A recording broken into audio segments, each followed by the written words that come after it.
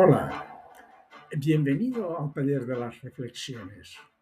La reflexión de hoy la he titulado Observa la sociedad en que vives.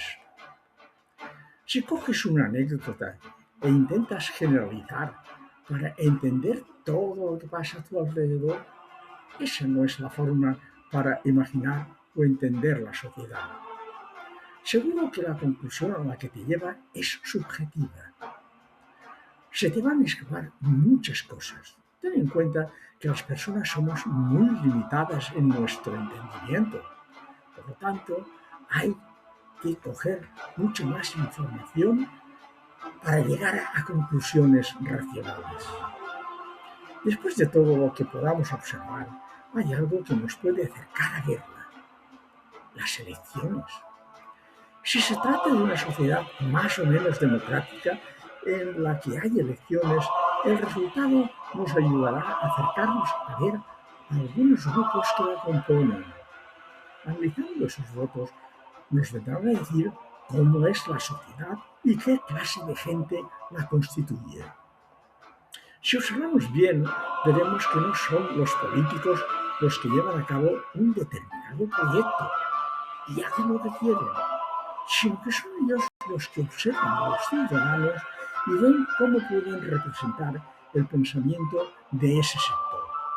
En otras palabras, una organización política se adapta al pensamiento de una determinada sentencia, hablando el idioma de sus representados. Por lo tanto, vamos a ver quiénes son los que componen dichas organizaciones. Más allá de la derecha. Son los que piensan que cualquier tiempo pasado fue mejor, para ellos, claro, cuando lo que quieren es volver a un tiempo que ya pasó y que les dio privilegios. Su emblema: la patria, la raza, su Dios, su idioma y al frente de todo, la élite que los va a dirigir. Cualquier cosa que no se adapte a ello quedará fuera de su sociedad. Por lo tanto, se deduce que están instalados en la corrupción, de donde salen los medios para financiarles, siendo además supremacistas y xenófobos por antonomasia. La derecha es muy parecida a los de antes, pero no son tan radicales. De hecho, hay gente que se considera como centro. Estos dos grupos están subvencionados también por los capitales provenientes de otros intereses como empresas, gente pudiente. Se defienden sus intereses haciendo la pertinente propaganda para conseguir adeptos. La corrupción latente está alojada en sus entrañas. También son xenófobos. La izquierda parece que quiere cambiar las cosas y es posible que se acabe cambiando, aunque también recibe algo de ese capital oscuro que les va a financiar de modo que vayan más despacio. Continúa con los valores progresistas, pero siempre dispuesta a ir poco a poco.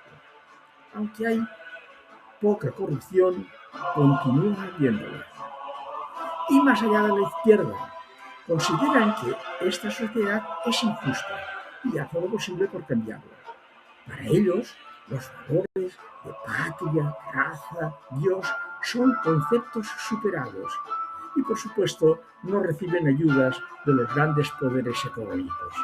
Siempre estarán al lado del débil y aunque es posible que la corrupción penetre en alguien, es casi imposible que acabe infiltrándose en ella.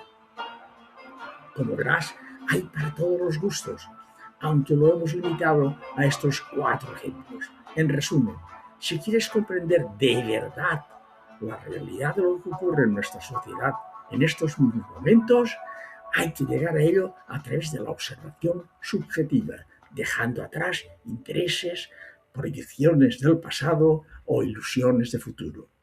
Artículo de temática semejante, 187.